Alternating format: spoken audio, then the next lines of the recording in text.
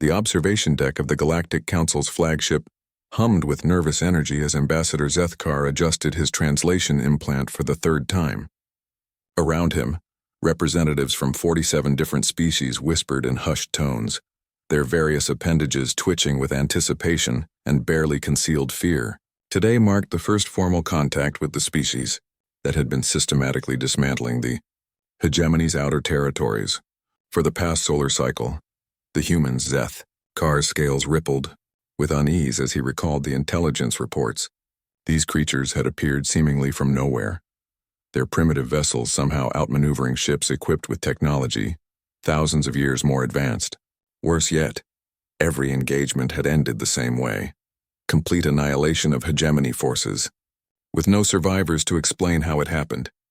"They've arrived," announced Prime Counselor Velthara, her crystalline voice cutting through the murmur of conversation. Through the massive viewport, a single vessel emerged from hyperspace. Zethkar's four eyes widened in disbelief. The human ship was crude, angular, and covered in what appeared to be primitive armor plating. It looked like something his ancestors might have built millennia ago. "That's it?" scoffed Admiral Krexthor, his mandibles clicking in amusement. "That metal scrap is what's been terrorizing our fleets." The human vessel approached with deliberate slowness, making no aggressive moves. Its communications array crackled to life, and a voice emerged, rough, confident, and speaking in the common galactic tongue, with a heavy accent that sent involuntary shivers through the assembled delegates. "This is Captain Sarah Chen of the Human Defense Coalition ship Defiant, requesting permission to dock for diplomatic talks." Zethkar studied the approaching vessel more carefully.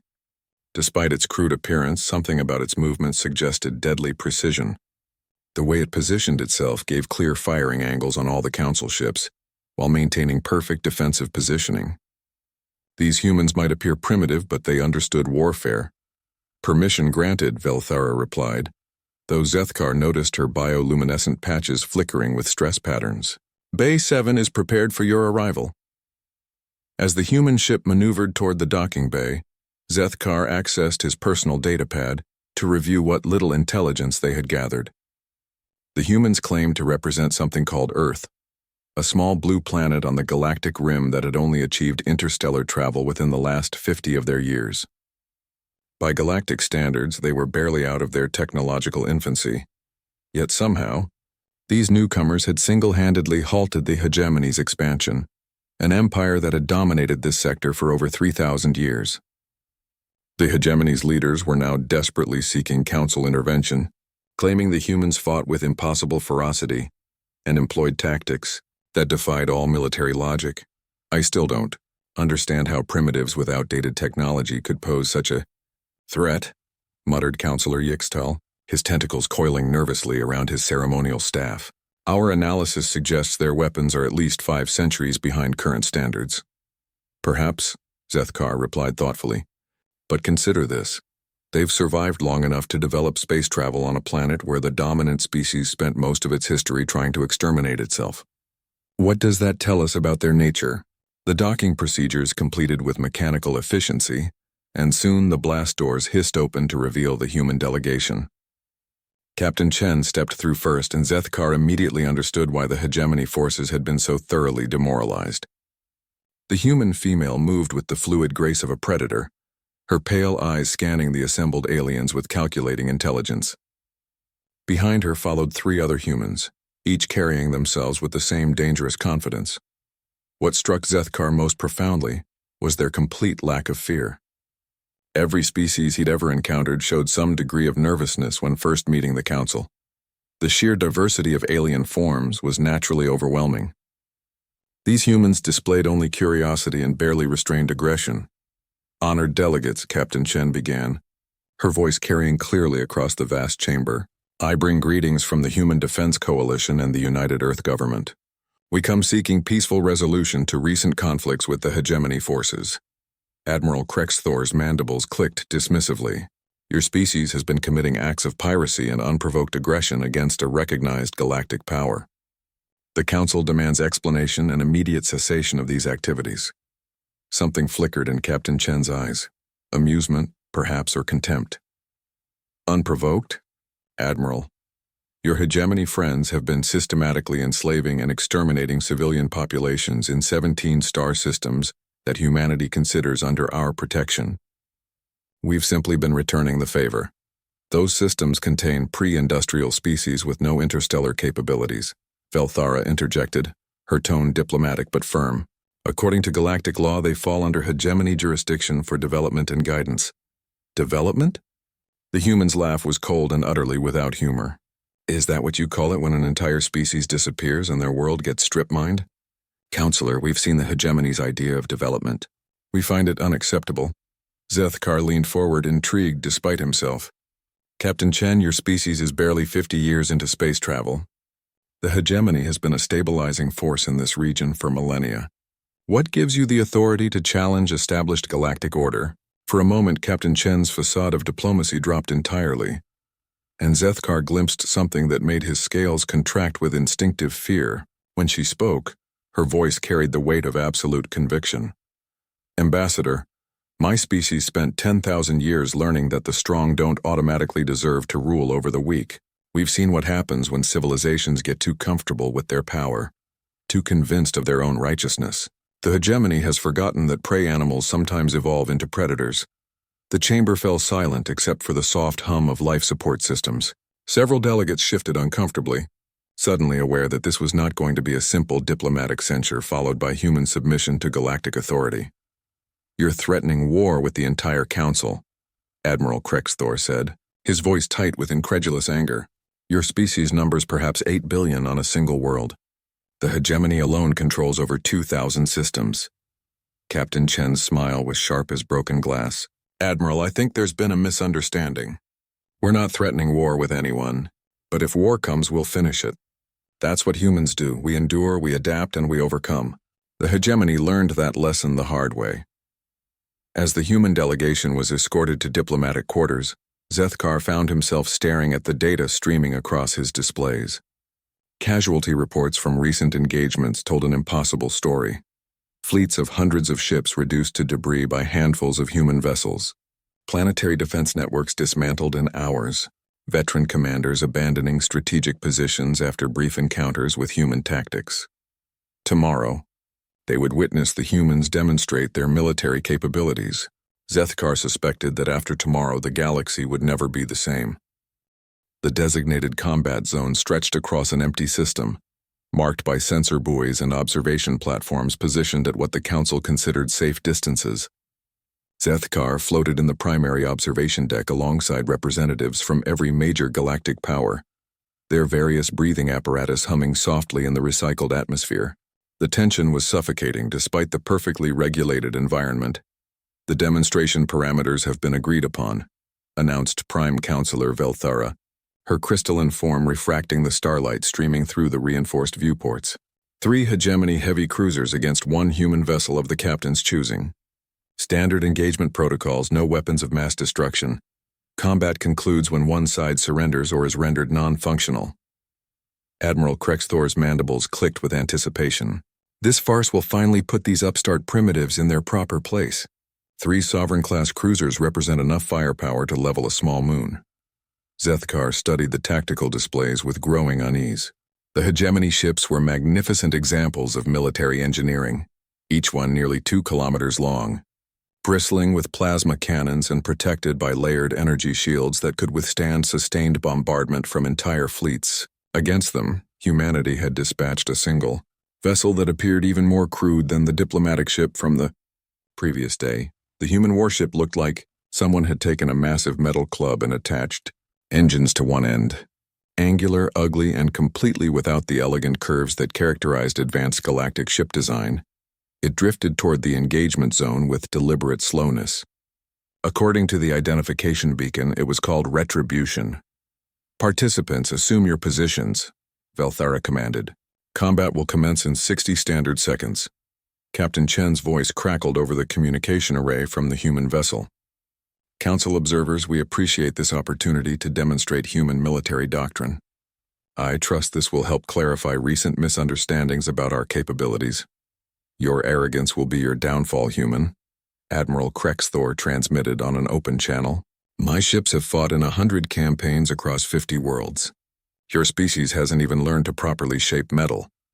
The human's response chilled Zethkar's blood with its casual indifference. Admiral, you're about to learn why humanity doesn't believe in fair fights. The timer reached 0, and space erupted in violence. The hegemony cruisers opened fire simultaneously, their plasma batteries lighting up the darkness with streams of superheated energy that would have vaporized most vessels instantly. But the human ship simply wasn't there anymore. It had accelerated with impossible speed, its crude engines apparently capable of maneuvers that should have reduced any crew to paste from the gravitational forces involved. Impossible, breathed Counselor Yixtal, his tentacles writhing in agitation. No biological crew could survive those acceleration rates. Zethkar watched in fascination as the human vessel danced between the energy beams with fluid precision, its movements suggesting a level of coordination between ship and crew that bordered on supernatural. The tactical computers struggled to track its position, their targeting algorithms apparently inadequate for something that moved with such erratic creativity. Then, retribution fired. The weapons that emerged from the human ship defied everything Zethkar knew about space combat. Instead of energy beams or plasma bolts, the humans launched what appeared to be simple metal projectiles. The tactical displays registered them as solid masses traveling at significant but not extraordinary velocities, certainly nothing that should threaten heavily shielded warships. The first projectile struck the lead hegemony cruiser's shields and simply passed through them as if they didn't exist. The impact triggered a chain reaction of explosions that rippled along the ship's hull, secondary detonations blooming like deadly flowers as critical systems overloaded and failed. Within moments, 2 kilometers of advanced military engineering had been reduced to an expanding cloud of debris. What kind of weapons are those? Admiral Krexthor's voice carried naked shock and a growing edge of fear. Simple kinetic projectiles, Captain Chen replied, her tone conversational despite the ongoing battle. Depleted uranium cores wrapped in programmable matter. The beauty of kinetic weapons is that they don't care how advanced your shields are, they just go through them. The second hegemony cruiser attempted to retreat, while launching its full complement of fighter craft and small, fast vessels designed to overwhelm enemy point defenses through sheer numbers. Zethkar counted over 200 fighters streaming toward the human ship, like an angry swarm of insects. The human vessel's response was methodical and utterly ruthless. Point defense systems that had remained hidden until now revealed themselves, filling space with intersecting streams of projectiles that tore through the fighter formation like paper. But these weren't random defensive fire patterns. Each burst was precisely calculated, targeting not just the fighters but their flight paths, creating kill zones that trapped entire squadrons in inescapable geometry. "They're not just destroying our fighters," whispered one of the hegemony observers.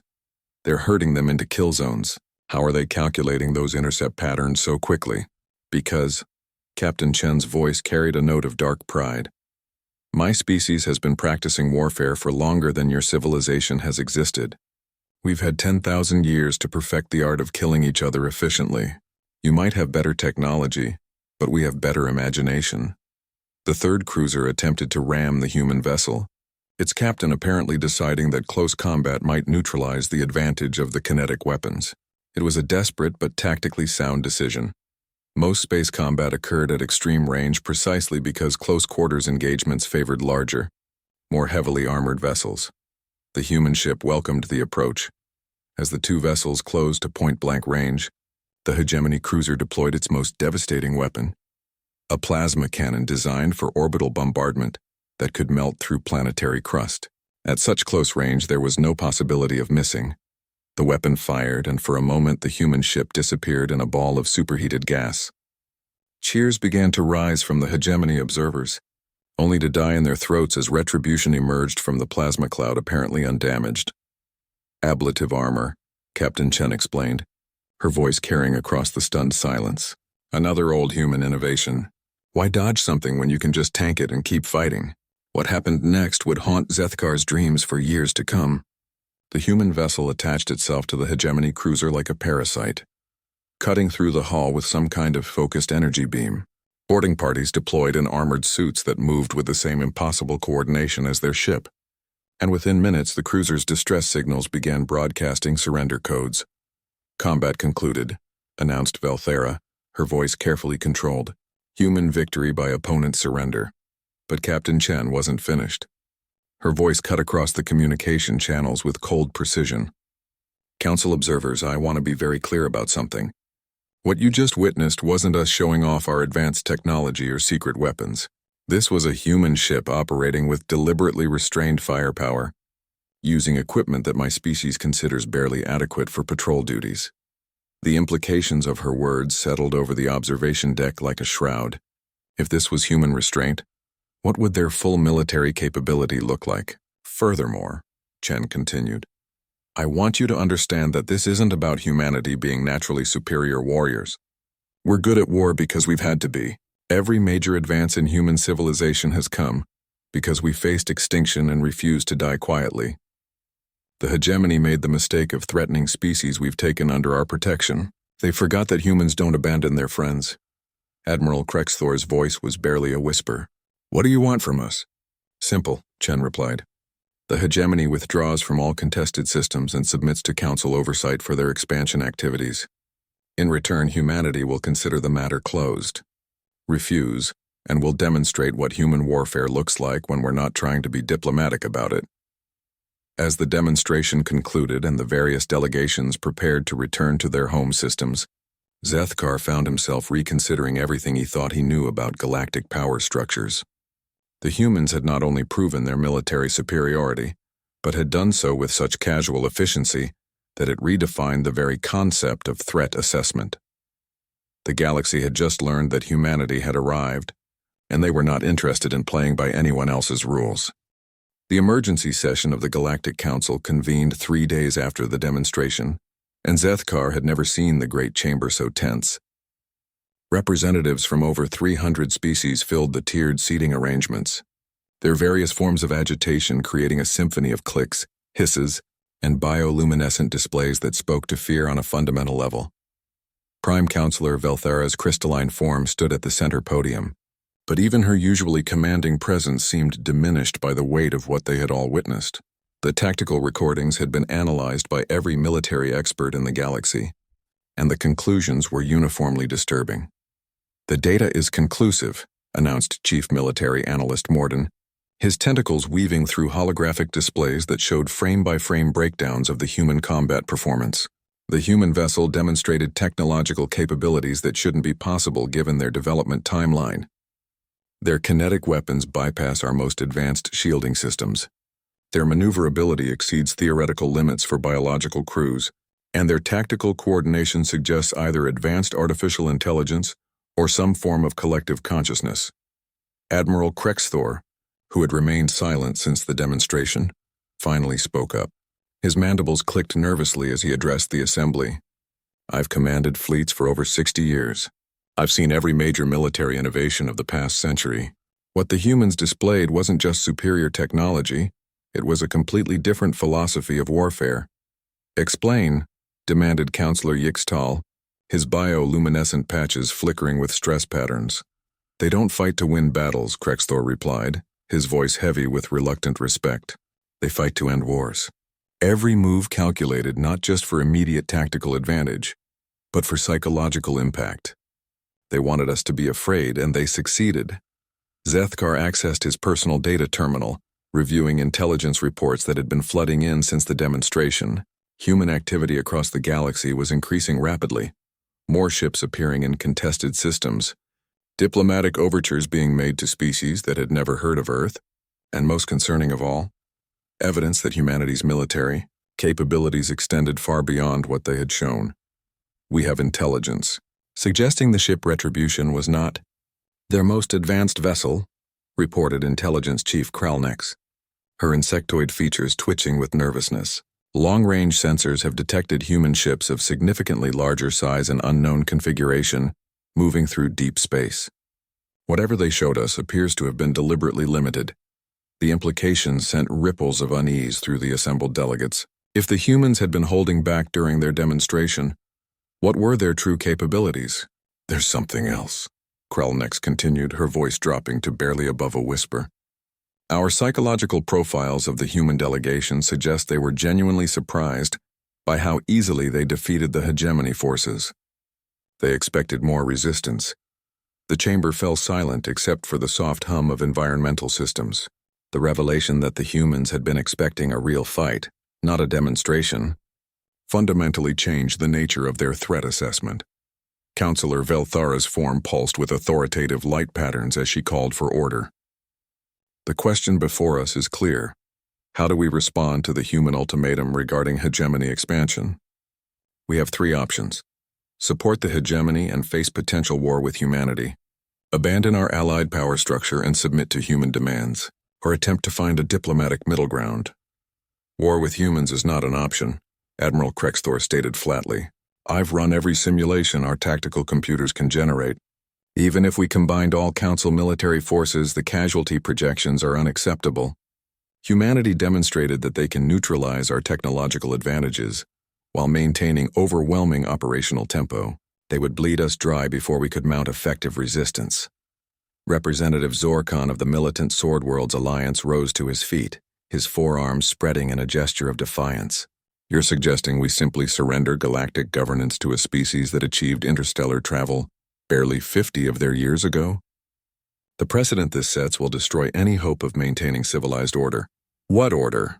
Zethkar found himself speaking before he had consciously decided to join the debate. The order where the strong prey upon the weak with council blessing? The order where entire species disappear because they lack the technology to defend themselves? Perhaps it's time to consider that our version of civilization has fundamental flaws. You're proposing we restructure thousands of years of galactic government because primitives with kinetic weapons made threatening gestures? Zorkon's voice dripped with contempt. I'm proposing we take a serious look at what those primitives accomplished, Zethkar replied, activating his personal display to show comparative data. In 50 years, humanity went from nuclear-powered rockets to ships that can outmaneuver our best military vessels. Their technological advancement curve is exponential, not linear. More importantly, they've done something no other species has managed. They've created a unified planetary government while maintaining distinct cultural identities. He paused, letting the implications sink in before continuing. Every other species achieved interstellar travel only after completely homogenizing their populations. The humans managed it while maintaining over 2,000 distinct languages and cultural groups. That suggests a level of social sophistication that might be more advanced than our technology. Counselor Yixtal's tentacles coiled thoughtfully. You're suggesting that their military capabilities stem from social organization rather than technological superiority? I'm suggesting that their military capabilities are a symptom of something much more dangerous to established power structures, Zethkar replied. They represent a completely different approach to civilization development, one that might be fundamentally incompatible with our hierarchical system. The debate continued for hours, with various factions arguing for responses ranging from preemptive strike to immediate capitulation. But Zethkar noticed that none of the military representatives supported aggressive action. They had seen the combat recordings too many times, run too many simulations, and reached the same inevitable conclusion. Finally, Velthara called for a formal vote on three proposals: immediate military action against humanity, acceptance of human demands regarding hegemony expansion, or continued diplomatic negotiation while preparing defensive measures. The vote was overwhelmingly in favor of accepting human demands, with only the most militant faction supporting continued resistance. The military vote was unanimous. No admiral wanted to be responsible for starting a war they couldn't win. The decision is recorded, Velthara announced, her bioluminescent patterns dim with exhaustion. The Council formally recognizes human authority over disputed systems and calls for immediate cessation of hegemony expansion activities. We will also establish formal diplomatic relations with the Human Defense Coalition. As delegates began filing out of the chamber, Zethkar remained seated, studying the tactical recordings one more time. Something about the human combat style nagged at him. Not just the efficiency, but the restraint. They could have destroyed all three hegemony ships within minutes, but they had chosen to disable and capture instead. Admiral Krexthor approached, his usually confident posture subdued. You realize what this means, don't you? We've just acknowledged that a 50-year-old civilization has effective veto power over galactic policy. No, Zethkar replied thoughtfully. We've acknowledged that some powers can't be measured in years of technological development or size of territory controlled. The humans didn't conquer us through superior firepower. They convinced us that resistance would be futile. That's a very different kind of victory. You sound almost admiring. Zethkar considered this carefully. I think I'm impressed. For the first time in galactic history, a species has achieved dominance through demonstrated capability rather than actual conquest. They've rewritten the rules of power projection without firing a shot in anger. As he left the council chamber, Zethkar couldn't shake the feeling that they had just witnessed the end of one era and the beginning of another. The galaxy had operated under the same basic principles for millennia. Technological advancement led to territorial expansion, which led to political dominance. The humans had just demonstrated that there were other paths to power, and the implications were staggering. 3 weeks after the council's decision, Zethkar found himself aboard a human transport vessel en route to what they called Sanctuary Station, the primary human military installation in disputed space. The invitation had been unexpected, delivered by Captain Chen herself with a simple message. If you want to understand why the galaxy fears us, come see how we really operate. The journey through human-controlled space revealed just how dramatically the region had changed. Where once there had been empty systems marked for hegemony expansion, Zethkar now observed bustling construction projects, refugee ships being escorted to safety, and the distinctive angular silhouettes of human patrol, vessels maintaining protective overwatch. "Welcome to the real human military," announced Commander Marcus Webb as Zethkar's transport docked with Sanctuary Station. The human officer was younger than Captain Chen, but carried himself with the same dangerous confidence that seemed universal among their species. "I hope you're prepared for some surprises." Sanctuary Station defied every architectural principle Zethkar knew.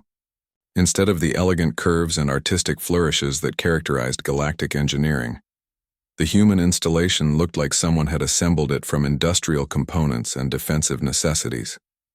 It was ugly, functional, and somehow more intimidating than the most elaborate hegemony fortress. "Your construction methods are quite practical," Zethkar observed diplomatically.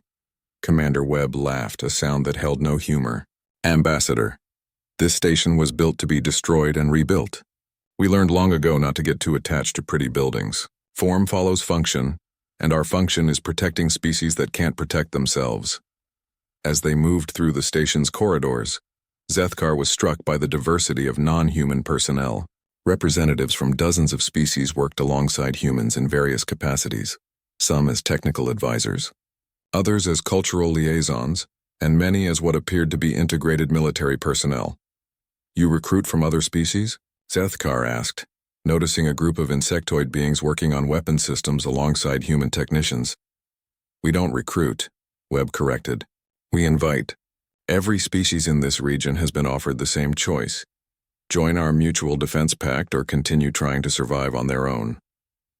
Most chose cooperation once they realized we weren't interested in conquest. They entered what Webb called the Strategic Operations Center, and Zethkar's understanding of human military doctrine underwent another fundamental revision. The center was a vast chamber filled with holographic displays showing military activities across hundreds of star systems. But instead of focusing on territorial control or resource exploitation, the displays tracked refugee movements, humanitarian aid distributions, and offensive positioning. "This is what you were really afraid of," Webb said, gesturing to the tactical displays. "Not our weapons or our ships, but our operational philosophy. We fight for principles, not territory." A human technician approached, her uniform bearing insignia that Zethkar didn't recognize. "Commander, we have updated intelligence on hegemony compliance with the withdrawal orders. They're moving slower than agreed, and long-range sensors suggest they're repositioning forces rather than actually withdrawing." Webb's expression hardened. "Show me." The main display shifted to show hegemony fleet movements in contested systems. Instead of the orderly retreat that had been negotiated, the formations suggested preparation for guerrilla operations, hit-and-run tactics designed to maintain pressure on human-protected species while avoiding direct confrontation. "They're testing us," Webb observed, "seeing if we'll actually respond to indirect violations of the agreement." "What will you do?" Zethkar asked. What we always do, Webb replied, activating a communication array. We'll remind them why they agreed to withdraw in the first place. The response was swift and precise. Human ships that had been positioned throughout the region began coordinating in a pattern that Zethkar recognized as a classic encirclement maneuver, but executed on a scale that spanned dozens of star systems. Within hours, every hegemony force that had been attempting to maintain covert positions found themselves surrounded by human vessels that had somehow anticipated their exact locations. How? Did you predict their movements? Zethkar asked, studying the tactical displays with growing amazement. We didn't predict them, Webb replied. We've been tracking them since they started moving. Human intelligence networks don't rely on sophisticated technology. We use something much more effective, which is trust. Webb gestured to the diverse collection of personnel working throughout the operations center. Every species we've offered protection has become part of our information network. They tell us what they see, what they hear, what they suspect. The hegemony is trying to operate in space where every inhabited world has people who consider humans their protectors. The implications were staggering. Humanity hadn't just built a military alliance. They had created a voluntary intelligence network spanning thousands of worlds, staffed by beings who genuinely believed in human protection. An alarm chimed softly, and one of the displays highlighted a system where hegemony forces were approaching a world inhabited by a pre-industrial species. The tactical analysis suggested the aliens planned to establish a covert mining operation, while humanity was distracted with diplomatic proceedings. Response time? Webb asked. 4 hours for the nearest patrol, replied a technician. But the hegemony forces will have established orbital control by then. Unacceptable. Webb activated another communication channel. Strike Team 7, you're authorized for immediate response. Rules of engagement are unrestricted, and make sure they understand this won't be tolerated.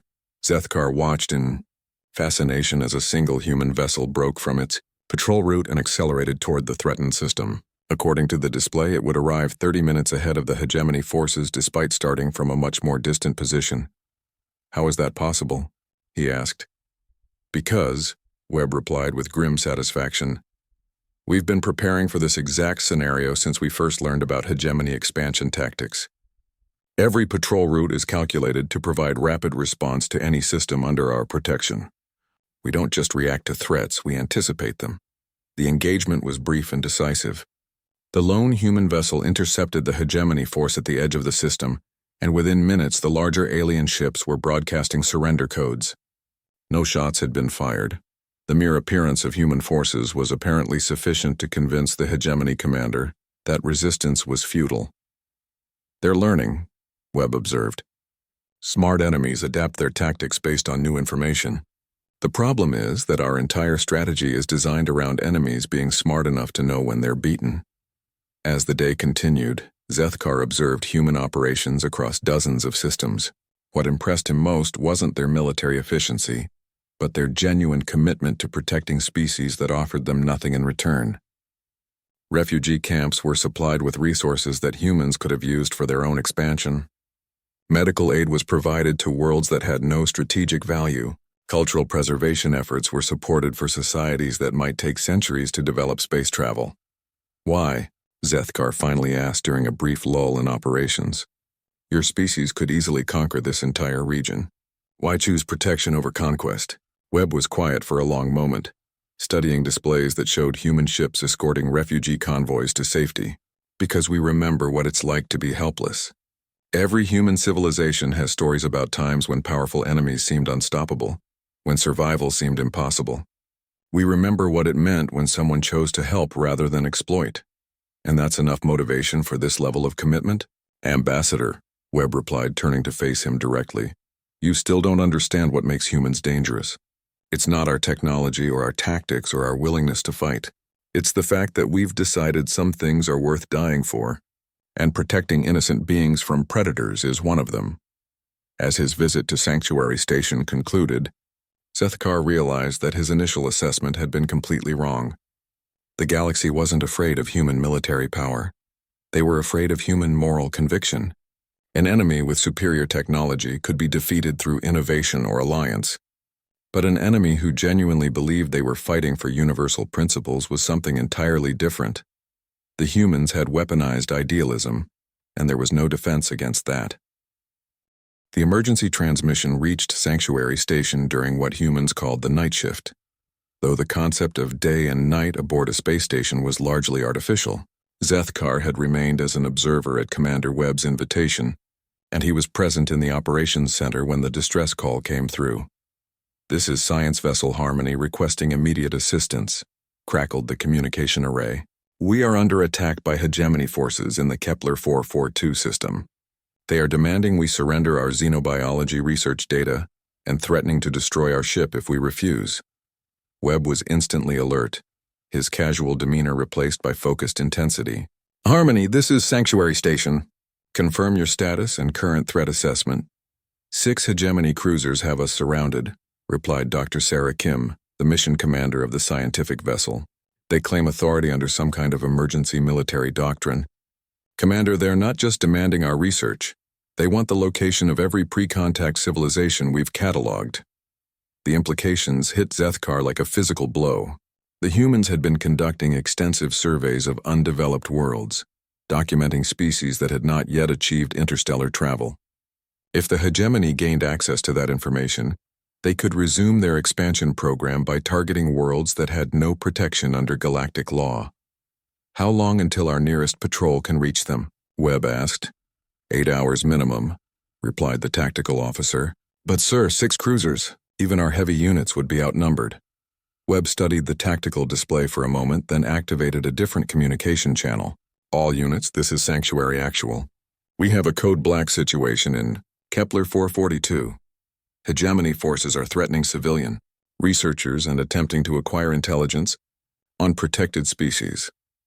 The response was immediate and overwhelming. Across the region, human ships began altering course toward the threatened system. But Zethkar noticed something that made his blood run cold. According to the tactical projections, even with all available forces, the humans would be significantly outnumbered. "Commander," he said quietly, "the mathematics don't support a successful rescue operation. You're committing your entire regional fleet against a force that outguns you 3-1. Webb's smile was sharp and utterly without fear. "Ambassador, you're still thinking in terms of conventional warfare. The hegemony made a critical error. They threatened human civilians engaged in peaceful research. That changes everything." "How?" "Because now it's not just about military objectives. It's personal." As human forces converged on the Kepler 442 system, Zethkar observed something that defied every principle of military logic he knew. Instead of massing their forces for a coordinated assault, the human ships were approaching from dozens of different vectors, each one following what appeared to be a completely independent tactical plan. "Your forces aren't coordinating," he pointed out. "They're going to arrive piecemeal and be defeated in detail." "Are they?" Webb replied, his attention focused on communications from the approaching ships. "Listen carefully to what they're reporting." The communication channels filled with tactical updates from human commanders, but the content was unlike anything Zethkar had ever heard in military communications. Instead of discussing weapons loadouts and shield strengths, the humans were sharing personal information about the threatened researchers, stories about previous scientific discoveries, and reminders of why protecting civilians was fundamental to human military doctrine. "Strike Leader Alpha. This is Dr. Kim's ship we're rescuing. She's the xenobiologist who discovered the singing crystals of Proxima 7. Copy that, Beta Leader. Remember, we've got 37 researchers on that vessel, including 2 doctoral students on their first deep space mission. Harmony Actual. This is Strike Leader Gamma. Dr. Kim, my daughter is studying xenobiology because of your research papers. We're coming for you." Webb noticed Zethkar's confusion and explained, "Human military effectiveness doesn't come from superior technology or numerical advantage. It comes from understanding exactly what we're fighting for. Every ship approaching that system knows personally why those researchers matter." The first human vessels reached the Kepler 442 system 40 minutes ahead of the main force, and the hegemony response was swift and overwhelming.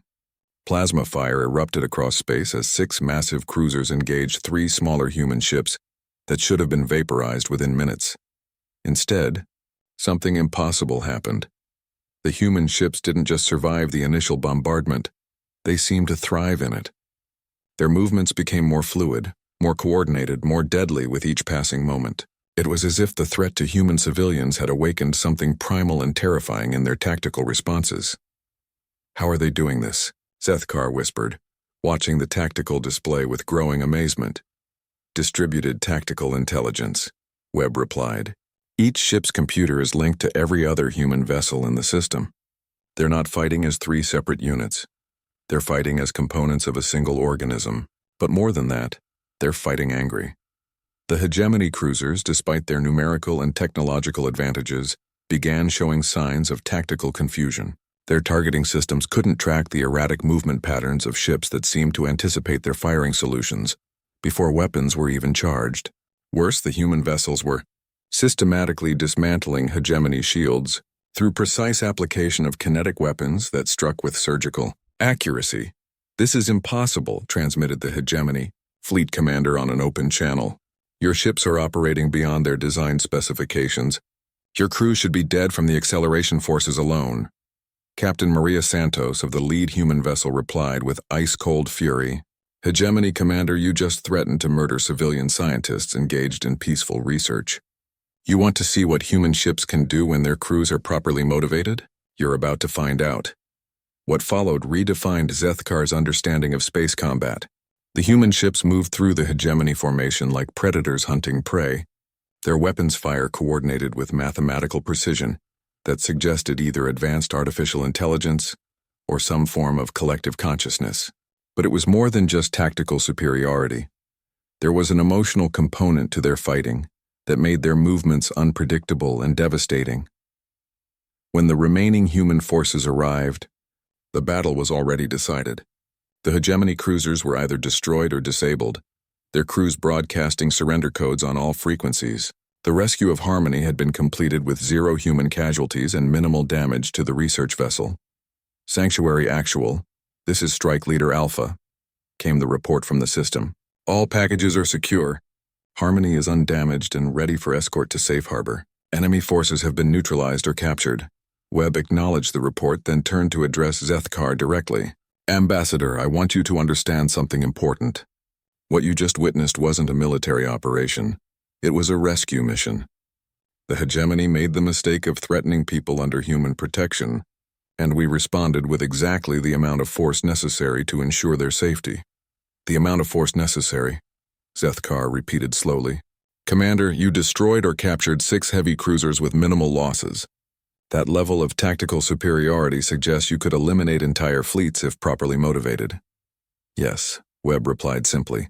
"Now you're beginning to understand why the galaxy fears us. It's not because we want to conquer anyone. It's because we've demonstrated that we can protect anyone. The hegemony just learned that threatening human civilians is a mistake they won't have the opportunity to make twice." As reports continued streaming in from the Kepler 442 system, Zethkar realized that he was witnessing something unprecedented in galactic history. Humanity had achieved absolute military dominance not through technological superiority or numerical advantage, but through the application of moral conviction backed by tactical innovation. The rescued researchers were already back to their scientific work, cataloging new species and documenting civilizations that would benefit from human protection. The hegemony survivors were being treated according to galactic conventions for prisoners of war, despite their violation of those same conventions in threatening civilians. "What happens now?" Zethkar asked. "Now," Webb replied, "the galaxy learns what happens when you threaten people under human protection. And the hegemony discovers whether they're smart enough to accept that their expansion days are over." The communication array crackled with an incoming transmission from the highest levels of hegemony command, requesting immediate negotiations for a permanent ceasefire agreement.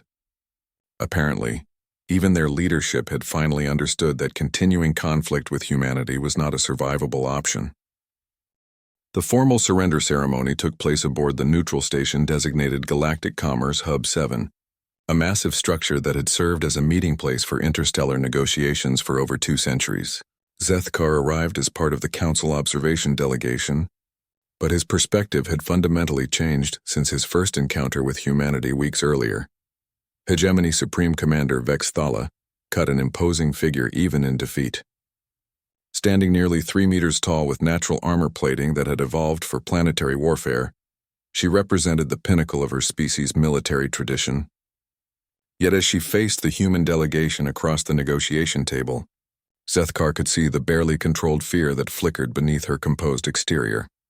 Captain Chen led the human delegation, accompanied by representatives from dozens of species that had accepted human protection. The visual contrast was striking. Where the hegemony brought military commanders and territorial governors, humanity brought scientists, cultural liaisons, and what appeared to be refugee coordinators. The terms are simple, Chen began without preamble. Complete withdrawal from all contested systems, immediate cessation of expansion activities against pre-industrial species, and submission to council oversight for all future territorial claims. In return, humanity will consider this matter resolved and will not pursue punitive actions against hegemony worlds. Supreme Commander Vexthala's mandibles clicked in what Zethkar recognized as barely suppressed rage. You demand the effective dissolution of our empire, 3,000 years of expansion, millions of conquered worlds, and you expect us to simply abandon our territorial rights because a primitive species objects to our methods? I expect you to stop murdering innocent civilizations, Chen replied, her voice carrying the same deadly calm that had characterized every human communication Zethkar had witnessed. Your expansion rights end where other species' survival begins. And who gave your species the authority to make that determination? Vexthala demanded. What makes humans qualified to dictate galactic policy to civilizations that achieved interstellar travel before your world had multicellular life? For the first time since Zethkar had known her, Captain Chen's diplomatic mask dropped completely. When she spoke, her words carried the weight of absolute conviction and barely contained fury. What gives us the right? We earned it. We earned it through 10,000 years of learning that might doesn't make right. We earned it through surviving every possible form of extinction. Natural disasters, resource depletion, climate change, nuclear war, biological warfare, and artificial intelligence uprising.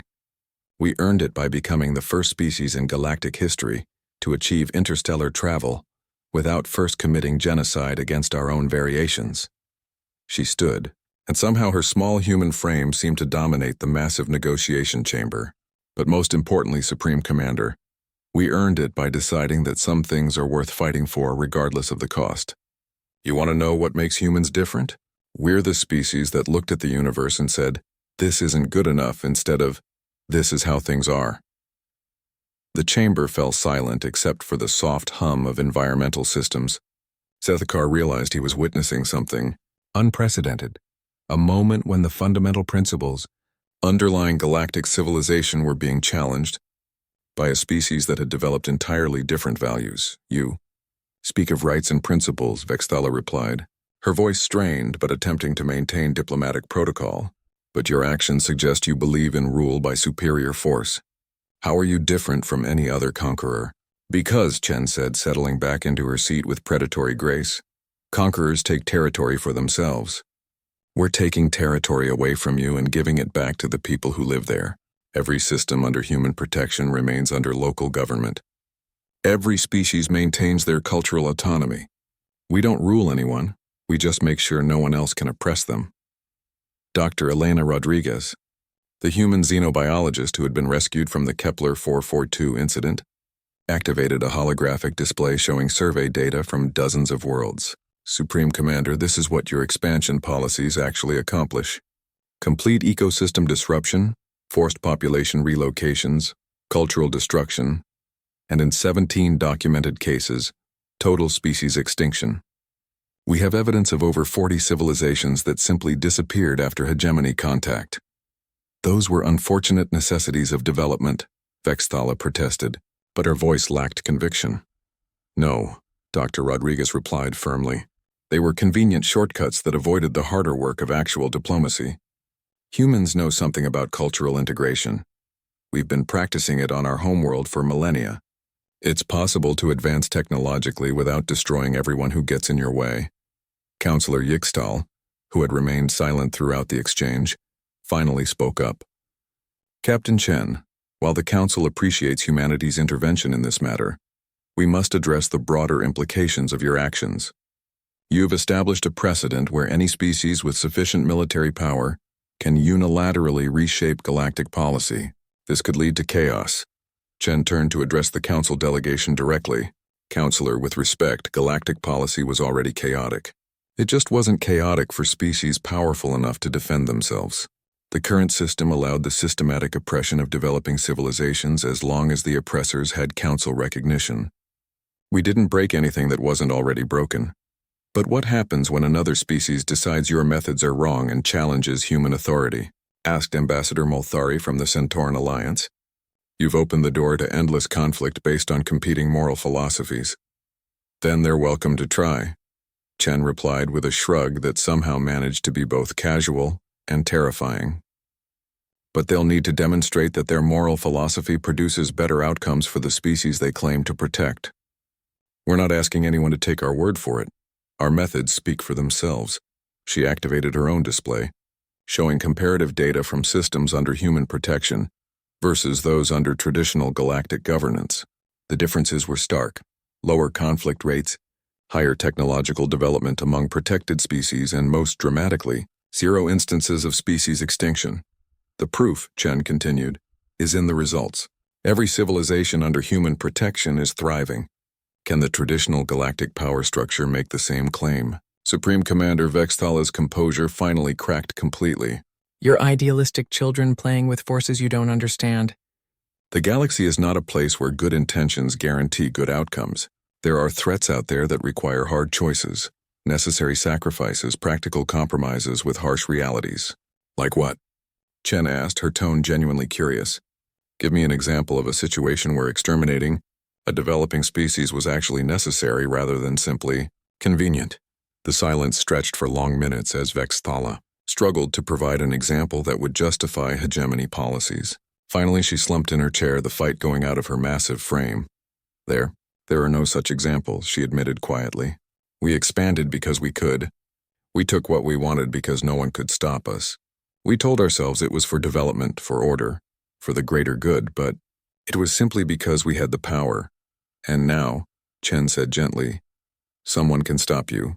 The question is whether you're wise enough to stop yourselves before we have to do it for you.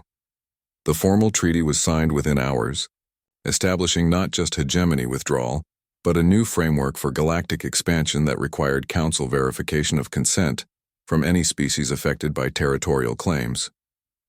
It was a revolutionary change in galactic governance, accomplished not through political maneuvering or economic pressure, but through the simple demonstration that superior moral conviction could be backed by superior military capability. As the various delegations prepared to depart, Sethkar found himself in private conversation with Captain Chen one final time. What you've accomplished here will reshape galactic civilization, he told her. But I have to ask, what happens when humanity encounters a threat that can't be reasoned with, negotiated with, or deterred by demonstration of force? Chen's smile was sharp and utterly confident. Ambassador, in 10,000 years of human history, we've never encountered a problem that couldn't be solved through sufficient application of creativity, determination, and controlled violence. If such a threat exists, we'll find a way to deal with it. And if you can't, then, she replied as she prepared to board the human transport, the universe will learn what humans look like when we're fighting for our own survival, instead of just protecting others. I genuinely hope that day never comes, because I'm not sure the galaxy would survive the experience. 6 months after the hegemony surrender, Sethkar stood in his office aboard the Council's administrative station, reviewing reports that would have been impossible to imagine before humanity's arrival. The transformation of galactic civilization had been swift, comprehensive, and utterly unprecedented. Ambassador, his aide announced through the communication system, the quarterly protection status report is ready for your review. Sethkar activated the holographic display and found himself staring at data that redefined everything he thought. He knew about interstellar governance. Under human protection, 47 species had achieved technological breakthroughs that typically took centuries to develop. 12 pre-industrial civilizations had made peaceful contact with galactic civilization, without the traumatic cultural disruption that usually accompanied such events. Most remarkably, 3 species had voluntarily requested admission to what humans called the Mutual Defense Compact, despite having the technological capability to maintain independence.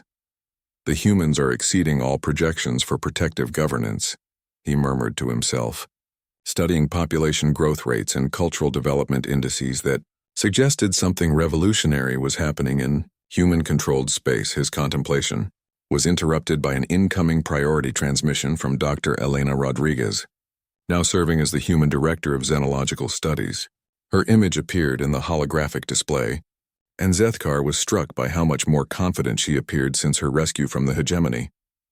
"Ambassador Zethkar," she began, her voice carrying excitement that was impossible to miss, "I have news that I think you'll find interesting. We've just received a request for contact from a species that claims to represent something called the Ancient Commonwealth." Zethkar's blood ran cold. The Ancient Commonwealth was legend, a supposed collection of civilizations that had achieved technological transcendence millions of years ago, and then disappeared from galactic space. Most scholars considered them mythology, stories created to explain certain unexplained stellar phenomena. "Dr. Rodriguez," he said carefully, "the Ancient Commonwealth is generally considered to be fictional. Are you certain about the authenticity of this contact?" "We were skeptical too," she replied, "until they demonstrated technologies that make our most advanced systems look primitive. Ambassador, they've been watching galactic development for millennia, and they say humanity is the first species to meet their criteria for advancement." The implications were staggering. If the Ancient Commonwealth was real and had chosen to reveal themselves to humanity, it suggested that human civilization had achieved something that no other species in galactic history had managed. "What do they want?" Zethkar asked. "To meet with human leadership and discuss something they call the next phase of galactic evolution. They've requested a formal diplomatic conference, and they want council representation as well. Specifically, they asked for you by name." "Me? Why would legendary beings know about a minor council functionary?" Dr. Rodriguez smiled. "Because, Ambassador, you were the first non-human to actually understand what humanity represents. They've been monitoring all our communications since first contact, and they were impressed by your analysis of human social development." 3 days later, Zethkar found himself aboard the most advanced human vessel he had yet seen, traveling toward coordinates that shouldn't have contained anything but empty space. The ship was called Endeavor, and its capabilities defied everything he thought he knew about the limits of human technology. Captain Chen, now promoted to admiral, met him in the observation deck as they approached the rendezvous point. "Nervous?" she asked with the same sharp smile he remembered from their first meeting. "Terrified," Zethkar replied honestly. "If the Ancient Commonwealth is real, this changes everything we thought we knew about galactic history and our place in the universe." "Welcome to the human experience," Chen replied. "We've been dealing with that feeling since we first looked up at the stars and wondered what was out there."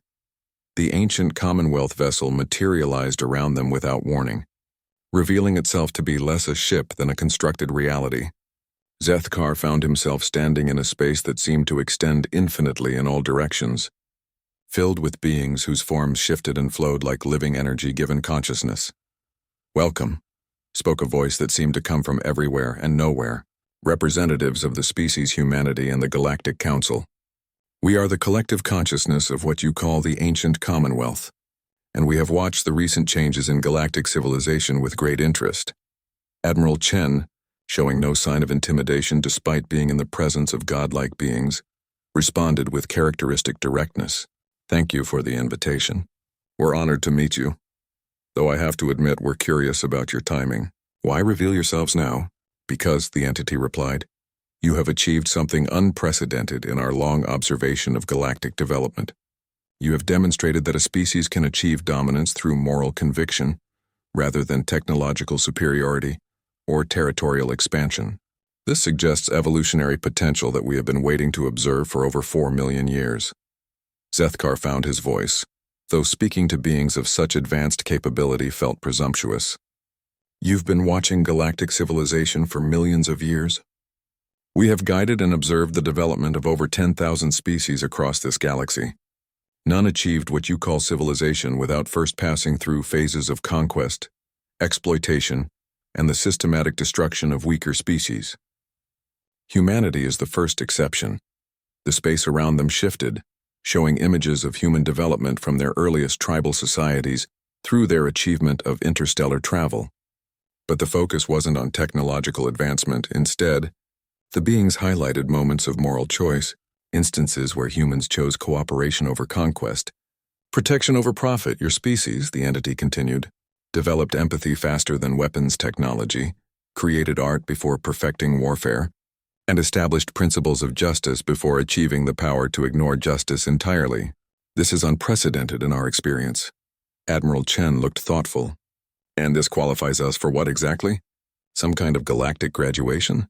It qualifies you for responsibility, the being replied. The next phase of galactic evolution requires a species capable of guiding others without dominating them, protecting without conquering, advancing without destroying. Based on our observations, humanity appears ready for this role. What happened to your species? Zethkar asked. If you achieved such advancement, why withdraw from galactic civilization? The entity's form shifted, conveying something that might have been sadness. We achieved transcendence through the path of domination. By the time we developed wisdom, we had already destroyed countless civilizations that might have contributed to galactic development. We withdrew to prevent further damage and to wait for a species that might prove capable of better choices. You want us to replace you, Chen realized. To become the guiding influence for galactic civilization. We want you to become what we failed to be, protectors and teachers rather than rulers and exploiters. The question is whether humanity is ready for such responsibility. Admiral Chen was quiet for a long moment, considering the implications of what was being offered. Finally, she looked up at the energy beings surrounding them. We'll need time to discuss this with our people, she said, and we'll need to understand exactly what you're proposing. But I can tell you right now that if you're looking for a species that will impose our will on others because we know better, you've got the wrong humans. What do you mean? The entity asked. I mean, we've spent the last several months learning that our role isn't to rule anyone. It's to make sure everyone gets the chance to rule themselves. If you want us to be galactic protectors, that's what we'll do. Protect others' right to make their own choices. Not make choices for them. The space around them pulsed with what Zethkar interpreted as approval. This understanding suggests you are indeed ready. We will provide you with knowledge and capabilities necessary for this role, but the choices of how to use them will remain entirely your own. As the meeting concluded and they prepared to return to normal space, Zethkar realized that he had witnessed the end of one era and the beginning of another. Humanity had been chosen not because they were the strongest or the smartest, but because they had proven they could be trusted with power. What happens now? He asked Admiral Chen as they materialized back aboard Endeavour. Now, she replied, we go home and figure out how to be worthy of the trust we've been given, and we make sure the galaxy becomes a place where every species gets the chance to reach their full potential. Looking out at the stars, Zethkar realized that for the first time in galactic history, the future seemed bright. Not because the powerful were benevolent, but because the benevolent had become powerful. Humanity had not conquered the galaxy. They had liberated it. And that, he understood, made all the difference.